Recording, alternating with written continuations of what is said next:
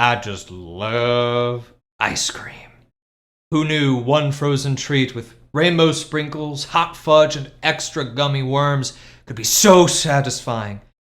Wait, you've never put extra gummy worms on your ice cream? Try it. Life-changing. Okay, I get it. We're in a school video. What does this have to do with poetry? Well, I've written a poem about ice cream, and your goal is to figure out its purpose. And you're gonna write one just like it too. Well, maybe not about ice cream. Let me just tell you about it. But first, I'm going back for seconds.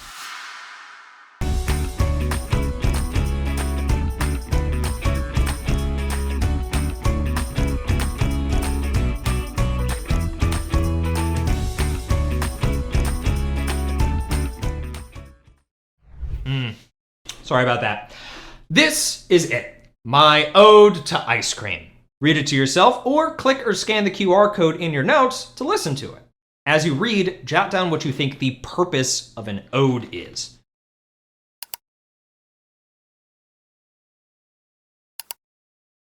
What did you write? Odes are poems that celebrate something. They could be about any people, places, or things you love. Like the haikus and sonnets you've seen before, odes are a poetic form. They don't have to rhyme or have a certain number of lines, but they must have 3 stanzas, and each one has a unique purpose. The first stanza is called the strophe. Take a look at mine and think about what its purpose might be. This is where the speaker introduces their love for the subject. They use details and figurative language to paint a vivid picture of how great it is. The strophe tells the reader, this is the thing I love so much, and let me tell you all about it. Highlight the details in my poem that help introduce the subject.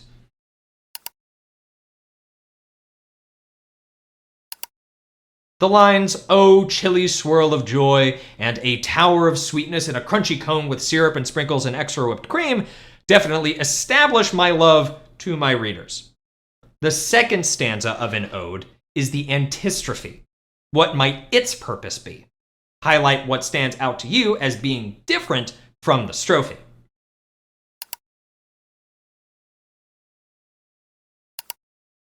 The antistrophe provides an opposing perspective of the subject. Notice the prefix anti. Anti means opposite, and the antistrophe points out the opposite perspective of the strophe. That's how I remember what it means.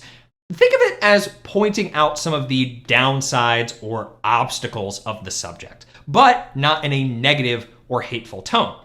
I mentioned how messy it can be and how I get brain freeze if I eat too fast. Why might a poem all about appreciating something show some of its downsides?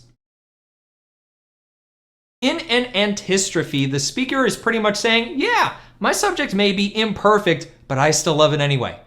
And that love always gets reinforced by the end of the stanza. I ended mine with, yet you can never freeze my heart. The final stanza of an ode is the epode. It tells the reader why the subject matters to the speaker, provides a positive conclusion, and summarizes the poem's themes. I remember what an epode is because it starts with an E, and so does end, and it's the end of an ode. Epode. Pause the video to highlight details that show the impact ice cream has on the speaker. Me.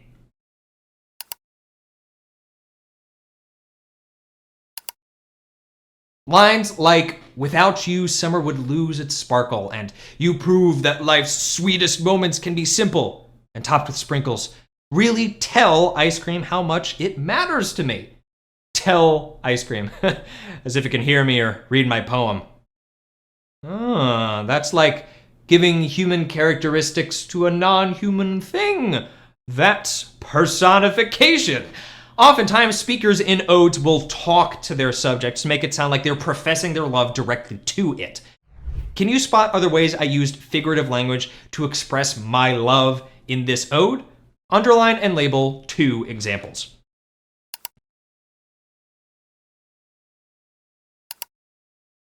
Here's what you might have found. I personally love the simile, "you taste like magic on a summer day." It really captures the positive experience I have when I eat ice cream. Oh, it's the Secret Poets Secret group chat. We've been sharing our odes back and forth. Oh, here's a new one. Ode to dogs. That's weird. I think the messages came in out of order. I think you could figure out the right way they should go. As we read, label the stanzas and answer the questions in your notes. Here's the first message. Yet at times, having them can be a task when they make a mess or bark at neighbors in the yard. But when we need them most, like a favorite blanket, they warm and soothe. Which part of the ode do you think this is? It's the antistrophe. The poet shows some of the not so great parts of having a dog, but they ended it by reinforcing their love for them. How did they use figurative language to do this?